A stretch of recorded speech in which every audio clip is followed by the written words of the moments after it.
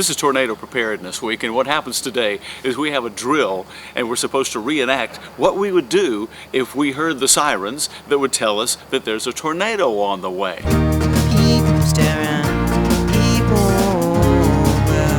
we don't care. So I started thinking about it. How would I react if I were here? And of course we've had the sirens go off before, and I started thinking, well, now where would I go? And go in the basement, or would I get in the tub and put a mattress over me, which they say is pretty safe. I had a tornado go over my apartment once and I didn't know it. So I'm thinking, how bad a tornado could it be for me to not have noticed? If we got the sirens and it was for real, instead of trying to go somewhere and protect myself, I ought to be running straight toward the tornado. I hate to say it, but I don't think we being Macon, passed the test today. What am I saving myself for, you know? So I thought, okay, here's what I do. This is exactly what I do. I don't think the alarm went off.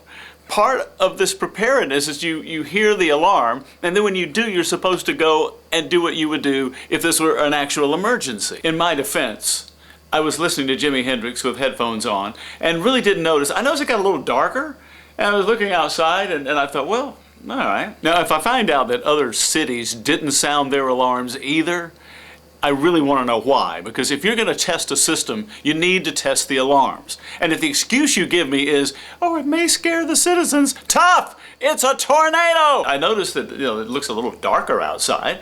Maybe I'm just more concentrating on Foxy Lady.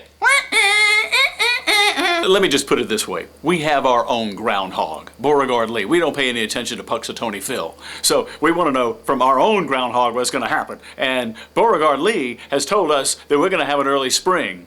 Yet, our alarm system for Tornado Preparedness Day didn't work. There's something wrong here. So I enjoyed tracking the album, and I got through, and I said, well, I'll peek out the window a bit. And I looked out the window, and I see the fence that's behind the apartment doing one of these. If I found out that there was a tornado coming down the street, this is what I do.